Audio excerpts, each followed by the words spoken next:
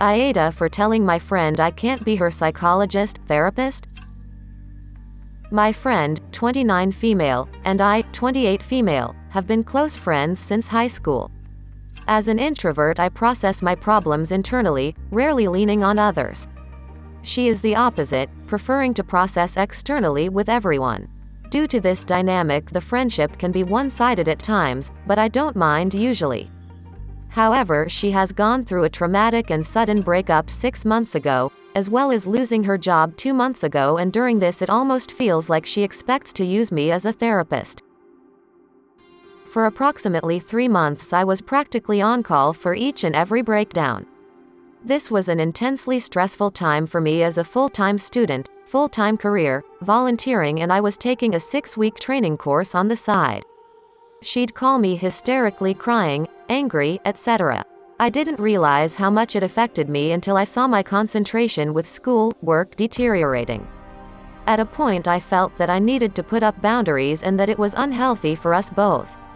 It was difficult for me to be honest with her that this isn't sustainable, and because I love her and care for her, she needs proper guidance and tools from a professional for her grief, trauma that I am simply not equipped for. She was emotional and apologetic but seemed to understand at the time. I have maintained those boundaries since and try to echo positive thoughts when she complains to avoid spiraling, as that is easy to do with her understandable victim mentality. Recently, we planned a vacation to have a reunion somewhere special. My partner was there too. The first few days were fun, and then everything became tense as she had unexpected emotions come up that she needed to process. Most of the time it seemed like she'd rather be alone, so my partner and I'd go out. One night she cried, I held her, rubbed her back and tried to console her the best way I knew how.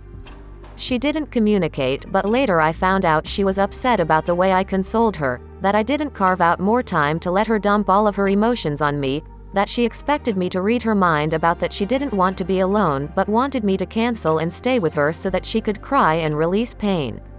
She said that I never make her feel comfortable to open up, my positivity feels dismissive, and that she can't afford professional help and relies on her support system instead and expects me to be a major part of it. She guilt-tripped me by saying I'm the only one who has put up boundaries with her, and I feel damned if I do, damned if I don't. She expects me to know the type of response she wants to hear. She doesn't want solutions. She only wants to talk about how terrible everything is, which I wasn't comfortable doing because it stresses me out, not to mention all the criticism of me.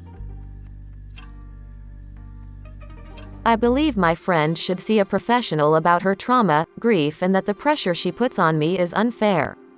She believes I am a bad friend because she can't afford professional help and expects me to meet her at her level and allow her to let go of her pain onto me.